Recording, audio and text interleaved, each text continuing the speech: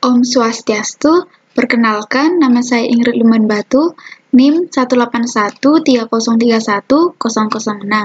Pada kali ini, saya akan mempresentasikan tes awal kromatografi kertas, di mana dalam hal ini terdapat beberapa pertanyaan yang sudah dilengkapi dengan jawabannya. Baik, untuk pertanyaan nomor 1, jelaskan apa yang dimaksud dengan kromatografi. Jawabannya, kromatografi adalah metode yang digunakan untuk memisahkan komponen dalam sampel secara fisika, yang mana komponen tersebut didistribusikan di antara dua fase, yaitu fase diam dan fase bergerak. Pertanyaan yang kedua, jelaskan dan beri contoh jenis-jenis kromatografi.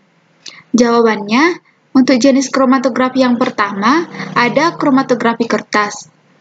Kromatografi kertas yaitu suatu kromatografi yang memakai fase diam kertas, yaitu kertas yang terkandung selulosa di dalamnya. Sedangkan yang dipakai sebagai fase geraknya adalah pelarut atau campuran pelarut yang sesuai.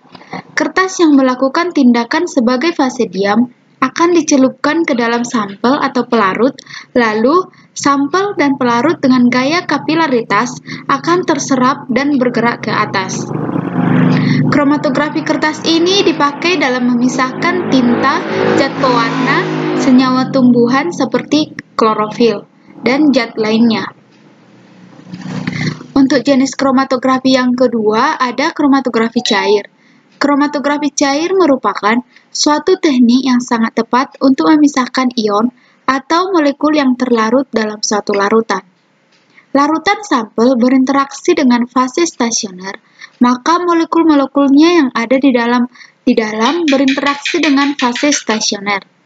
Tetapi interaksinya berbeda disebabkan adanya perbedaan daya serap atau adsorption, pertukaran ion atau exchange, partisi atau partitioning, atau ukuran. Jenis kromatografi cair yaitu kromatografi fase terbalik, kromatografi cair kinerja tinggi, size exclusion chromatography, dan kromatografi penukar ion. Untuk jenis kromatografi yang ketiga, ada kromatografi kolom. Kromatografi kolom merupakan salah satu jenis kromatografi yang menggunakan kolom gelas pada metodenya. Proses kromatografi jenis ini umumnya dipakai untuk memisahkan pigmen pada tumbuhan. Campuran pigmen lalu dimasukkan pada kolom gelas yang isinya alumina. Pelarut lalu dialirkan supaya membawa campuran melalui kolom. Pigmen akan berjalan turun melalui kolom dengan kecepatan yang tergantung pada kuat atau tidaknya adsorpsi pigmen pada alumina. Pigmen yang terabsorpsi lemah pada alumina akan melewati kolom dengan cepat daripada pigmen yang terabsorpsi kuat. Pigmen lalu terpisah dan menjadi satu pada tempat berbeda ketika keluar dari kolom. Jenis kromatografi yang keempat, ada kromatografi lapis tipis. Kromatografi lapis tipis yakni suatu teknik analisis kualitatif berasal dari sampel yang hendak diperiksa dengan memisahkan komponen sampel berdasarkan perbedaan kepolaran. Prinsip kerja kromatografi lapis tipis adalah memisahkan sampel berdasarkan perbedaan kepolaran antara sampel dengan pelarut yang dipakai. Umumnya, teknik kromatografi jenis ini memakai plat silika sebagai fase diam, dan fase bergerak yang dipakai disesuaikan dengan jenis sampel yang hendak dipisahkan. Larutan atau campuran yang dipakai disebut dengan eluent. Jenis kromatografi yang kelima, ada kromatografi afinitas. Kromatografi afinitas bekerja berdasarkan pada interaksi spesifik antara satu jenis molekul zat terlarut dengan jenis molekul lain yang terimobilisasi dalam fase diam. Contohnya, molekul yang terimobilisasi dapat menjadi antibodi untuk beberapa protein yang spesifik. Saat zat terlarut yang mengandung campuran protein melewati molekul ini, hanya protein tertentu saja yang akan bereaksi dengan antibodi yang terimobilisasi pada fase diam. Baik, selanjutnya pertanyaan nomor 3, jelaskan mengapa kromatografi merupakan cara pemisahan secara fisik. Jawabannya, kromatografi merupakan cara pemisahan secara fisik karena dalam pemisahan dengan metode kromatografi tidak terjadi perubahan kimia. Pertanyaan nomor 4, apa yang disebut fase bergerak? Dan dalam kromatografi kertas, apa yang menjadi fase bergerak? Jawabannya, fase gerak adalah sistem kromatografi yang berfungsi untuk mendorong komponen-komponen cuplikan tidak dapat bergerak.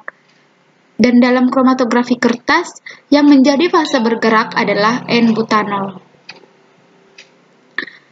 Pertanyaan nomor 5, berikan contoh fase bergerak dan fase diam.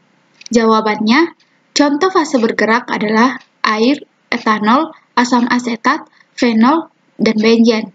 Contoh fase diam adalah kertas saring atau satu adsorben, selulosa, alumina, magnesium bersilikat, dan silika gel. Pertanyaan nomor 6, gambarkan secara lengkap percobaan kromatografi kertas. Jawabannya, ini merupakan gambar percobaan kromatografi kertas. Ketika sampel bahan kimia berwarna ditotolkan pada kertas saring, pemisahan warna-warna dari sampel akan terjadi ketika ujung kertas dicelupkan ke dalam pelarut. Pelarut berdifusi menaiki kertas, melarutkan berbagai molekul dalam sampel sesuai polaritas molekul solut dan pelarut. Jika sampel mengandung lebih dari satu warna, artinya terdapat lebih dari satu macam molekul di dalamnya. Baik, selanjutnya pertanyaan nomor 7, tuliskan langkah-langkah kerja percobaan kromatografi kertas. Jawabannya, pelaksanaan pemisahan dengan metode kromatografi kertas terbagi dalam 3 tahap, yaitu tahap penotolan cuplikan, tahap pengembangan, dan tahap identifikasi. Pada tahap penotolan, kertas kromatografi yang sudah disiapkan ditotolkan larutan cuplikan dengan menggunakan mikropipet atau pipa kapiler pada garis yang sudah dibuat. Kemudian, pada tahap pengembangan, ujung kertas kromatografi yang dekat garis awal yang telah berisi totolan cuplikan dicelupkan ke dalam pelarut atau eluen yang terdapat dalam jana kromatografi. Komponen-komponen cuplikan akan terbawa oleh rebesan cuplikan. Perbedaan kelarutan komponen-komponen cuplikan dalam eluen akan mengakibatkan kecepatan bergerak komponen-komponen dalam kertas juga berbeda. Perbedaan kecepatan bergerak komponen-komponen ini lebih umum disebut migrasi diferensial. Hasil pemisahan akan nampak sebagai noda-noda berwarna pada kertas dengan jarak yang berbeda-beda dari awal. Kemudian tahap yang selanjutnya, tahap identifikasi atau penampakan noda. Jika noda sudah berwarna, dapat langsung diperiksa dan ditentukan RF-nya. Besaran RF atau rate of flow menyatakan derajat retensi suatu komponen dalam fase diam. Karena itu, RF juga disebut faktor referensi atau faktor referensi. Selanjutnya, pertanyaan nomor 8, sebutkan fungsi alat dan bahan berikut. A. N-butanol, B. Pipa kapiler, C. RF, D. Larutan elusi. Jawabannya, A. N-butanol berfungsi sebagai fase gerak yang membawa komponen suatu cairan melalui fase diam, dengan yang berarti pelarutnya nonpolar. Yang B. Pipa kapiler berfungsi untuk menotolkan larutan asam amino dan larutan sampel pada kertas kromatografi agar totolan atau tetesan tidak melebihi diameter 0,4 cm. C. RF berfungsi sebagai rasio jarak tempat suatu komponen dengan jarak tempuh eluen. D. Larutan elusi berfungsi untuk menjenuhkan wadah kromatografi. Pertanyaan nomor 9, sebanyak 100 ml larutan N-butanol ditambahkan dengan 100 ml Aquades dan 24 ml asam asetat glasial. Ketiga larutan tersebut ditempatkan dalam corong pisah dan dikocok. Mengapa perlu dikocok? Jawabannya, pengocokan dilakukan untuk lebih menyempurnakan distribusi antara ketiga cairan yaitu N-butanol, Aquades, dan asam asetat glasial. Pertanyaan nomor 10, kertas kromatografi dengan ukuran 15 cm x 25 cm ditotolkan dengan larutan AB, CD, E, 1, 2, 3, atau larutan triptofan, leusin, tirosin, metionin, glisin, larutan sampel 1, larutan sampel 2, larutan sampel 3, menggunakan pipet kapiler. Jarak totalan antara satu dengan yang lainnya adalah 1,5 cm. Perlu diperhatikan, tiap tetesan harus dikeringkan terlebih dahulu dengan diangin-anginkan sebelum tetesan berikutnya ditotolkan. Besar noda hendaknya jangan melebihi 0,4 cm. Kertas dijaga bersih dan sedapatnya tidak tersentuh oleh jari. Mengapa tidak tersentuh oleh jari? Jawabannya, dihindari tersentuh oleh jari karena dapat mengganggu proses kromatografi, yang mana tangan atau jari seringkali dalam keadaan lembab karena dapat mengeluarkan keringat. Keringat ini mengandung minyak dan urea yang merupakan zat organik, sehingga kemungkinan senyawa-senyawa organik tersebut akan ikut bermigrasi sebagai fase gerak. Inilah yang akan mempengaruhi proses dan hasil dari kromatografi. Selain itu, sentuhan jari juga dapat mempengaruhi perembatan noda. Pertanyaan nomor 11, kertas yang telah dikeringkan disemprot dengan larutan ninhidrin yang selanjutnya dikeringkan kembali dalam oven. Jelaskan apa yang terjadi. Jawabannya, setelah disemprot dengan larutan ninhidrin, warna tidak langsung muncul karena diduga masih mengandung molekul-molekul air yang terabsorpsi sehingga ninhidrin tidak dapat bereaksi sempurna dengan asam amino yang terdistribusi pada fase polar atau air dan fase gerak atau N-butanol. Untuk mengatasi hal tersebut, maka kertas dikeringkan kembali dalam oven agar warna yang timbul lebih jelas. Pertanyaan nomor 12, diyakinkan ruang kromatografi telah jenuh oleh uap LUN. Kemudian, kertas tersebut digantungkan dalam ruang kromatografi dan dicelupkan tepi bawah kertas kromatografi dalam LUN. Usahakan jangan sampai totalan asam amino standar dan sal terendam oleh LUN. Alasan harus ruang kromatografi harus jenuh? Jawabannya, penjenuhan bertujuan untuk memperkecil penguapan pelarut dan menghasilkan bercak yang lebih jelas dan baik pada kertas kromatografi. Pertanyaan nomor 13, apa fungsi lemari kromatografi?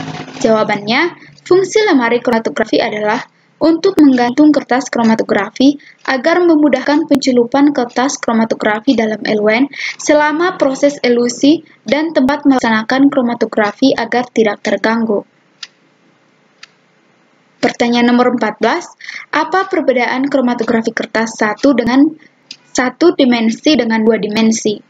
Jawabannya, kromatografi kertas 1 dimensi menggunakan satu macam LUN sehingga alirannya pada satu arah, sedangkan kromatografi 2 dimensi dilakukan apabila macam komponen tidak terlalu banyak dan diperlukan 2 macam larutan LUN. Satu diperlukan untuk ke satu arah dan yang kedua diperlukan untuk ke arah lain yang tegak lurus pada arah elusi setelah kertas kromatografi kering. Pertanyaan nomor 15, buatlah rangkaian percobaan yang bisa dianalisis dengan kromatografi kertas. Jawabannya, rangkaian analisisnya berjudul Pemisahan Tinta dengan Kromatografi Kertas. Tujuannya, memahami prinsip dasar kromatografi kertas. Kemudian, mampu melakukan pemisahan campuran menjadi komponennya dengan kromatografi kertas. Alatnya, kertas saring Whatman, gelas ukur, plastik, dan karet. Bahannya, aquades, isopropil alkohol atau 2-butanol, spidol, dan pensil. Prosedur kerjanya, yang pertama, potong kertas saring 2x12 cm. Yang kedua, tandai dengan menggunakan pensil dari tepi bawah 2 cm dan tepi atas 1 cm. Ketiga, totolkan tinta pada garis tepi bawah. Yang keempat, masukkan aquades dalam gelas ukur. Yang kelima, masukkan kertas saring dalam gelas ukur dengan posisi totolan tinta berada di bawah, atau totolan tinta jangan sampai masuk ke dalam aquades. Yang keenam, jangan sampai terjadi elusi. Yang ketujuh, tandai bercak dengan menggunakan pensil. Yang kedelapan, atau yang terakhir, ulangi cara kerja nomor 1 hingga nomor 7 dengan menggunakan pelarut isopropil alkohol. Baik, demikian presentasi saya mengenai tes awal kromatografi kertas. Apabila ada salah pengucapan atau salah jawaban pada jawaban saya mohon maaf. Akhir kata, saya ucapkan terima kasih.